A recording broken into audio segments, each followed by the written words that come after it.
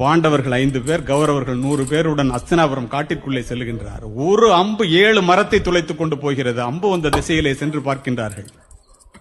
அங்கே ஒருவன் நின்று கொண்டிருக்கின்றான். உன்னுடைய பெயர் என்ன என்று கேட்கின்றார். ஏகலைவன் என்று சொல்லுகின்றான்.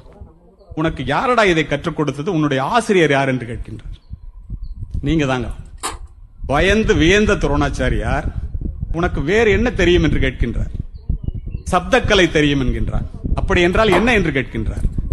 சற்று நேரம் அமைதியாக இருங்கள் என்று கூறுகின்றான். ஒரு நரி ஊளையிடுகின்ற சத்தம் கேட்கின்றது. சத்தம் வந்த திசையிலே அம்பு விடுகின்றான். அம்பு சென்ற திசையிலே அத்துணை பேரும் சென்று பார்க்கின்றார்கள்.